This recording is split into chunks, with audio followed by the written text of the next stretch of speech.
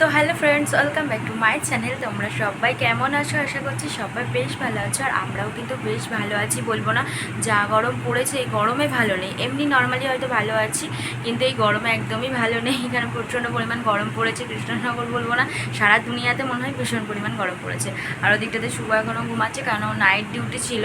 তো হচ্ছে বাড়িতে এসছে এই মানে 4টে কি 5টা এরকম টাইমে হয়তো বাড়িতে এসছে। তো এখন বাজে ওই সকাল 10:30 মতন, তো 10:30 বেশি হয়ে গেছে। তো আমি অনেকক্ষণই হচ্ছে না, তো একটু আগে ঘুম থেকে উঠলাম। তো হচ্ছে দেরি করেই ঘুম থেকে উঠি। মাই রান্নাবান্না করে, আমার শরীরটা মাঝে মাঝে খারাপ হয় বলে মাই এখন রান্নাবান্না করে। তো যাই হোক, তো হচ্ছে এখনও কোনো কাজ হয়নি, সারা ঘর সব চারিদিকে ছড়ানো ছিটানো রয়েছে। আর তার মধ্যে এসছে আর কি আমাদের স্ট্যান্ড ফ্যানটা একটু খারাপ হয়ে গেছে। বাবা মা যে ঘরে থাকে, তো ওই ঘরের সিলিং ফ্যানটাও না একটু খারাপ হয়ে গেছে, মা বাবা বললো, আমি তো জানি না। তো যাই হোক, ওটাকেও সারাতে এসছে, আর হচ্ছে স্ট্যান্ড ফ্যানটাকেও সারাই দেবে। স্ট্যান্ড ফ্যানটা না সারালে পারে না। শুভ প্রচণ্ড পরিমাণ ঘেমে যায়, ওর গরমে খুব কষ্ট হচ্ছে। তো যাই হোক, আর এর আগের দিন না এই যে এই আর কি ব্রেসলেট টাইপের যে চুড়িটা নোয়া টাইপের, তো এটা কিনে নিয়ে এসেছিলাম। তো হচ্ছে এটা পরেছি, শাখাগুলো খুলেছি। তো হচ্ছে চলো আজকের ভিডিও। আর ডেলি ব্লগ তো তোমাদের সাথে সেমনভাবে শেয়ার করা হয় না, তো ভাবলাম তো চলো অনেকদিন যেহেতু ডেলি ব্লগ শেয়ার করা হয় না বলে, তো আজকে সেজন্য তোমাদের সাথে আমি সকাল থেকে রাত অবধি কী করি না করি সবটাই তোমাদের সাথে শেয়ার করবো। তো চলো বেশি কথা না বলে আজকের ভিডিওটা স্টার্ট করা যায়।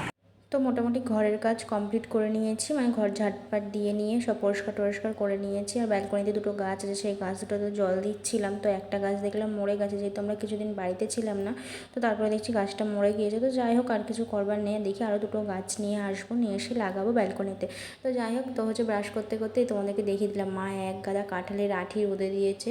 আর আমার এখনও এক গামলা জামা কাপড় রয়েছে, যেগুলোকে আমি কাচবো। তো তারপরে দেখলাম মায়ের এখানে মোচা ঘন্টটা হয়ে গেছে, পটল ভাজাটাও হয়ে গেছিলো, আর ভাতও হয়ে গেছিলো। তো সেটাই তোমাদেরকে দেখিয়ে দিলাম। তো এরপরে আমি শুধু করবো আর কি এঁচোড় চিংড়িটা করলে পরে হয়ে যাবে, যেহেতু পরের দিন শনিবার, তো বেশি কিছু না রান্না করলে পরে তো হবে না, যেহেতু আবার কেউ খাবে না, ফেলে দিতে হবে। তো সেই জন্য ভাবলাম এক গাদা কিছু রান্না করবো না, তো ওটুকুই থাক।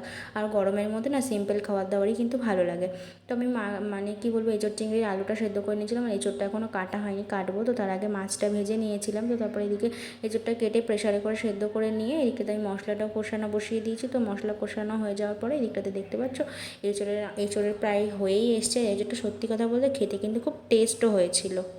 রান্না করতে করতে আমার অবস্থা খারাপ, কারণ এতটা পরিমাণ গরম পড়েছে না আজকে, মানে পারা যাচ্ছে না, গরমে থাকাই যাচ্ছে না। তরকারিটাও আমার পুরোপুরি কমপ্লিট, গরম মশলা দিয়ে দিয়েছি। এবার আমি গ্যাসটা বন্ধ করে দেবো, মানে আমার রান্না হয়ে গেছে।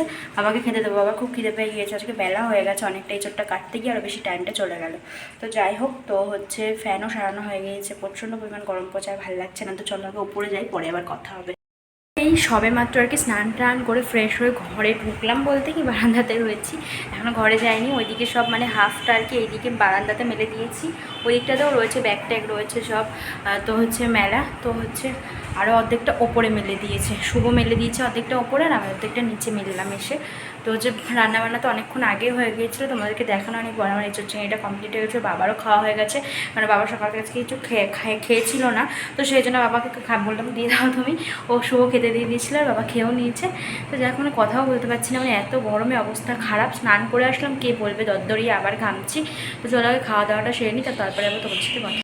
তো তারপরে এদিকটাতে আমি আর শুভ এঁচোড় চিংড়ি আর মোচার ঘন্ট দিয়ে আর একটা লেবু কেটে নিয়েছিলাম। এর আগের দিন বাড়ি থেকে গন্ধরাজ লেবু নিয়ে এসেছিলাম, তো সেটা নিয়ে খেতে বসে পড়ে যায়। পটল ভাজাটা খাওয়া হয়ে গিয়েছিল।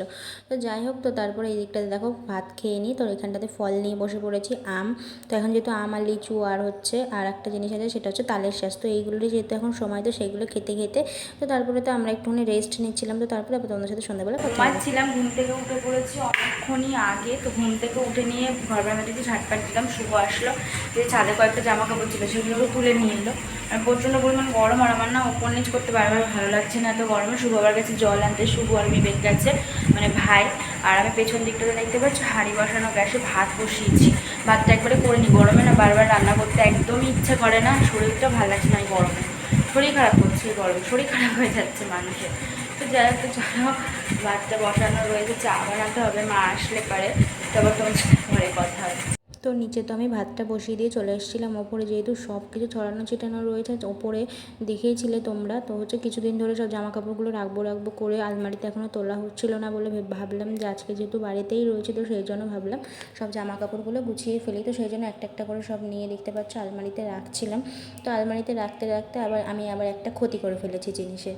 তো যাই হোক, তো আমি এর আগে মেলা থেকে আমি একটা সুন্দর একটা ছোট্ট একটা ট্রে কিনেছিলাম, যেসব ট্রেতে করে চাটা দেওয়া যায়। তো সেই সব ট্রে নিয়েছিলাম একটা বড়, ভালো বেশ ট্রেটা ছোট্টর মধ্যে ছিল। আমার আবার ছোটো জিনিস না খুব ভালো লাগে, তো দেখেই বেশ পছন্দ হয়ে গিয়েছিল, তো সেটা আমি নিয়েছিলাম। তো যাই হোক, তো জিনিসটা পড়ে গিয়ে না পুরো এক সাইড থেকে পুরো ভেঙে গেছে। তো ফার্স্টে ভেবেছিলাম হয়তো ভাঙেনি, কিছু হয়নি।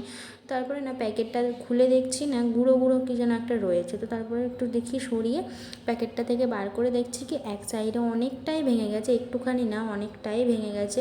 সেটা দেখবার পরে না মনটা সত্যি খুব খারাপ লাগছিলো। আর গরমে আমার অবস্থা দেখতে পাচ্ছ। আর এই গামছাটা এর আগের দিন কিনে নিয়েছিলাম ট্রেন থেকে, সেটা তোমাদেরকে একবার দেখালাম খুলে। তো যাই হোক, তো মানে কী বলবো, মনটা সত্যি কথা বলতে খুব খারাপও হয়ে গেছিলো। পরে তোমাদেরকে দেখাচ্ছি, তোমরা দেখলে পরে বুঝতে পারবো যে এত সুন্দর ট্রেটা কীভাবে ভেঙে গেল।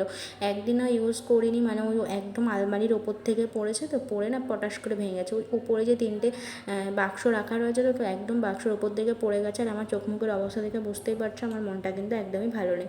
তো যাই হোক, তো তারপর শুভকে ফোন করে বললাম, বলছে আর কিছু করার নেই, থাক পরে আমি আবার একটা কিনে দেবো।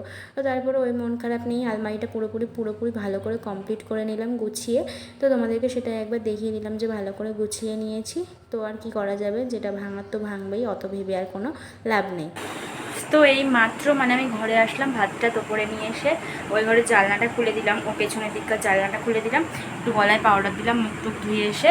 আর এখানে একটুখানি নিয়ে নিয়েছি চেনাচুর দিয়ে, অল্প একটুখানি মুড়ি নিয়েছি, বেশি মুড়ি নিইনি, কারণ গরমের মধ্যে বেশি মুড়ি নিলে হয়তো খেতে পারবো না, তো সেই জন্য। আর একদম ঠান্ডা জল নিয়ে এসে এখন বসবো, একটুখানি ফোন দেখবো, একটু মুড়ি খাবো, তারপরে আবার তোমাদের সাথে পরে কথা হবে। তার মাঝখানে শুক্রবার ফোন করে বলছি কি ওর পিকনিক আছে, ওর জন্য রান্না করতে নেই। এবার তার আগে তো আমি ভাত বসিয়ে দিয়েছি, এখনও 8:30 মতো বাজে, আর ভাতটাও কমপ্লিট হয়ে গেছে। তো এখন আমাকে বলছে, আর কালকে হচ্ছে শনিবার, তো মা আমাকে আবার বকা দেবে, বলবে এতগুলো ভাত করার দরকারটা কী ছিল।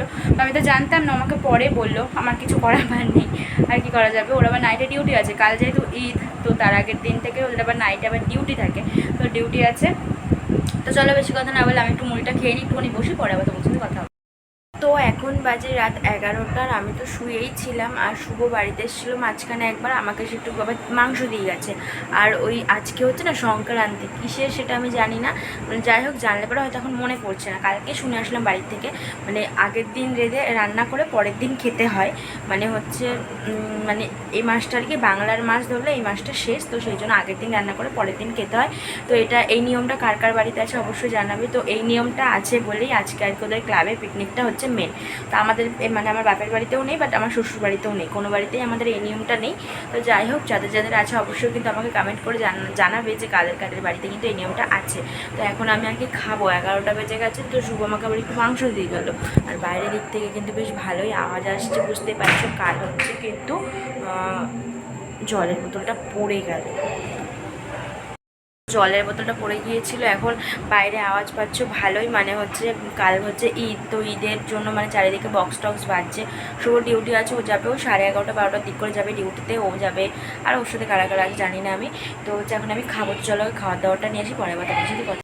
এখানে ভাত নিয়ে নিয়েছি অল্প করে, একটু এঁচোড় চিংড়ি নিয়েছি, আর এখানটাতে রয়েছে দেশি মুরগির মাংস, যেটা বেশ ভালোই লাগে গরম গরম হলে পারে, দেখতে পাচ্ছ। তার উপরে রয়েছে একটা লেগ পিস, তো নিয়েছি। তো এবার আমি খাবো। তো চলো আগে চটপট করে আমি খাওয়া দাওয়াটা কমপ্লিট। তো এখন আমি তো এবার খাওয়া দাওয়াটা করবো। তো চলো আমি খাওয়া দাওয়াটা করতে থাকি চটপট করে, যেহেতু অনেকটা রাত হয়ে গিয়েছে।